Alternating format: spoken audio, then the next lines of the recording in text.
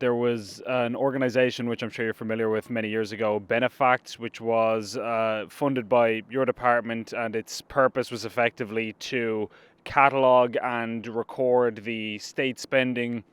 on non-profit organizations in the charity sector, NGOs, that sort of thing. And that gave us very comprehensive, useful information about how many NGOs are in existence exactly, how much money is going to these different sectors. And then several years ago, that organization was defunded by your department. Obviously, before you got there, it was shut down as a consequence of that. And so since then, there's not really been any kind of replacement or clear, easy way for journalists or members of the public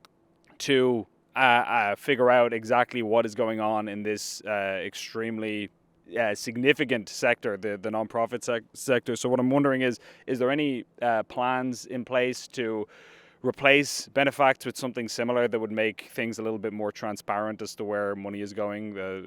for people who might be interested in that sort of thing? Well, obviously we have important frameworks in place around the publication of information on where particular spending profiles are across government and with respective agencies, and obviously the Department of Public Expenditure coordinates that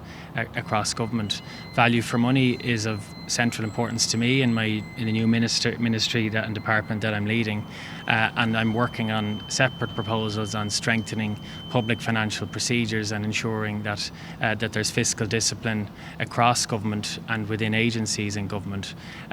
What I would say, balancing the point that you've raised, there are many organisations that support a lot of frontline services and support the delivery of certain services, but there should be transparency of information and of public spending, and I support that. And departments and agencies should publish respective information relevant to their different spending profiles. Sure, but I mean, of course, that is the case, but you know yourself, there's dozens of different state agencies, each with their own budgets and so on, and so for one individual or small group of individuals to try and track down all of that information, you're probably talking about hundreds of freedom of information requests potentially, and going through piles and piles of documents, which is why it was so useful to have a dedicated group of academics whose job was to just do that full time, because it's not really feasible as it stands for an ordinary person to do that.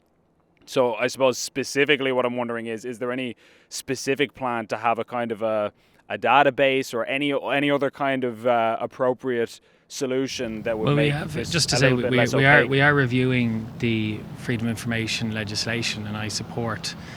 the broader